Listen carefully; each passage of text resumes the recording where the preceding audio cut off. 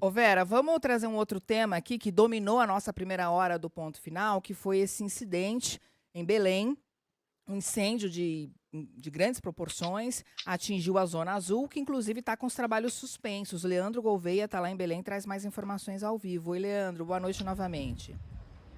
Débora, sem nenhuma perspectiva ainda de retomada nas negociações, a Zona Azul, que é justamente destinada para as delegações, não vai abrir antes das 8 da noite. Alguns observadores, ambientalistas com quem eu conversei, acham muito difícil que as negociações sejam retomadas hoje, mas não é impossível, até porque antes disso havia uma força-tarefa sem hora para acabar, desde segunda-feira, especialmente por causa da quantidade de assuntos para serem negociados por aqui. E era um dia em que se esperava que se publicasse um texto sobre as partes mais polêmicas das negociações, incluindo o mapa do caminho para o fim dos combustíveis fósseis, que está sofrendo muita resistência. Sobre o incêndio, a linha de investigação principal é um curto-circuito em um micro-ondas. Naquela carta que a ONU enviou aos governos federal e do Pará na semana passada, por causa da invasão de manifestantes, a invasão de manifestantes à entrada da Zona Azul, também tinha um alerta sobre segurança por causa da exposição elétrica.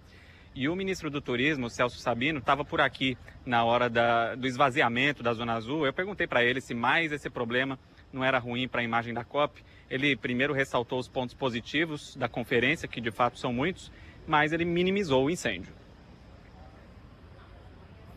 Eu penso que aqui os ouvintes da CBN, eu acho que boa parte vai concordar comigo. Então vai ser um celular que pegou fogo numa tomada que vai comprometer o sucesso dessa Copa até aqui.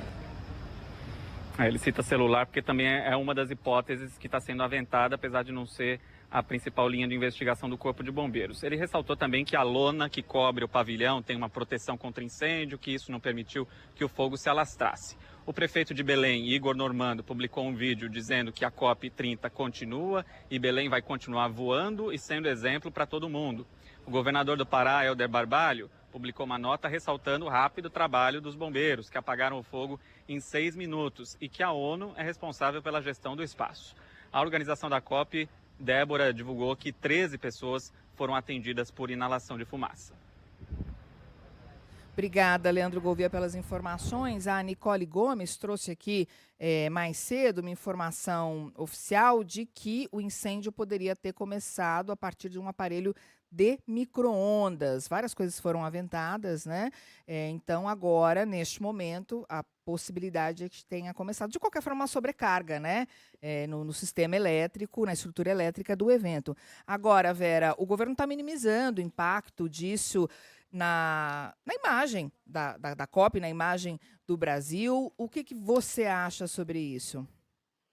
É evidente que tem impacto, Débora. Se você fizer uma breve busca nos principais sites, principais jornais do mundo, isso está com grande destaque, justamente pela simbologia. É fogo no meio da Amazônia, na COP, quando se discute justamente a mitigação, a adaptação à emergência climática. Então, é evidente, é óbvio é óbvia a leitura, né, de uma uma contradição, de de um um choque choque ali ali entre entre o o que que se se está está discutindo na com cúpula, com muitas dificuldades, inclusive, de de obter consensos, consensos, e e essa essa imagem de tudo pegando fogo, do fogo lambendo o o pavilhão. pavilhão. E E também fica também fica evidente que evidente houve que um houve um grande de grau de improviso improviso nas nas instalações, instalações, inclusive em inclusive em detrimento da detrimento da segurança, segurança, porque porque aconteceu um aconteceu um curto-circuito, curto-circuito, provavelmente por provavelmente por sobrecarga, sobrecarga, e isso e isso muito muito provavelmente se provavelmente se deve ao deve ao fato de que fato as de que coisas as coisas estavam estavam ficando ficando prontas prontas na na véspera véspera ali da ali da abertura da abertura da cúpula de cúpula de chefes de chefes de Estado, Estado, uma uma semana antes da semana antes da abertura abertura oficial da oficial da COP. COP. Tinha um Tinha um monte de monte de pavilhão que ainda pavilhão não que ainda estava não estava pronto, não pronto, estava não estava entregue, um monte de stand,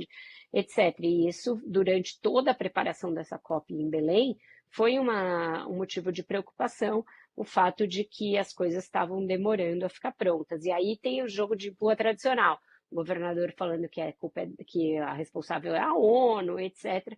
Isso que é um clássico, né, que a gente sempre vê em momentos assim. ONU que já tinha reclamado na semana passada, né, da segurança do evento, porque houve manifestações, e também da infraestrutura. Tinha goteira, tinha banheiro que não funcionava, e o Ronaldo Santos, nosso repórter lá de Belém, relatou aqui mais cedo, agora eu não me lembro exatamente se era no stand onde pegou fogo, acho que não. Mas um dos stands, uma régua cheia de tomadas. Tudo que o Corpo de Bombeiros diz que é para a gente não fazer, né? Porque isso traz sobrecarga. A gente não sabe como é que esse micro-ondas estava ligado, mas, enfim, indícios de que poderia haver uma sobrecarga nós já tínhamos. E quem está aproveitando isso é a oposição. A Ana Carolina Tomé está em Brasília e tem mais informações sobre isso. Oi, Ana, boa noite. Oi, Débora. Boa noite para você, boa noite para os ouvintes. Após o incêndio na Blue Zone da COP30, a oposição aproveitou para politizar esse incidente. Congressistas decidiram atacar o governo Lula e aliados, além de apontarem para os gastos com o evento internacional promovido pelas Nações Unidas.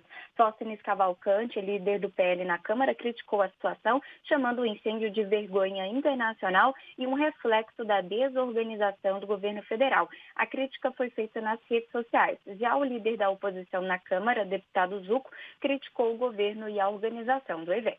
As imagens do incêndio escancararam um evento completamente despreparado, mal planejado, conduzido de forma irresponsável pelo governo federal. Uma conferência internacional que já consumiu quase R$1 bilhão, cercada de denúncias de superfaturamento, preços abusivos, falta de água, desorganização e irregularidades apontadas pelo TCU, o Tribunal de Contas da União. Olha, não conseguiram garantir nem o básico, segurança para o público. O senador Flávio Bolsonaro afirmou que vão culpar o aquecimento global diretamente dos Estados Unidos e prestes a perder o mandato por faltas. O deputado Eduardo Bolsonaro escreveu nas redes que todas as críticas à COP têm razão, sem água, sem energia, sem saneamento básico, sem segurança e agora com fogo. Além dele, quem também se manifestou foi o deputado Nicolas Ferreira, que classificou o incêndio como representativo. No X ele escreveu: o maior recorde de queimadas na Amazônia foi no governo Lula. Por outro lado, Débora, o ex-ministro da Comunicação Social da Presidente da República, o deputado Paulo Pimenta, do PT, disse que a situação não depende de planejamento, pois trata-se de um imprevisto, um incêndio que está sujeito a acontecer. Eu acho que isso é uma situação imprevista, né? Que não, com certeza não revela falta de planejamento, de organização. Um evento muito grande como esse, que tem agora que ser apurado. A responsabilidade. Mas querer politizar isso é fora de propósito, não. Não é um dia escolhido, não foi um dia escolhido para acontecer isso. Aconteceu como fatalidade.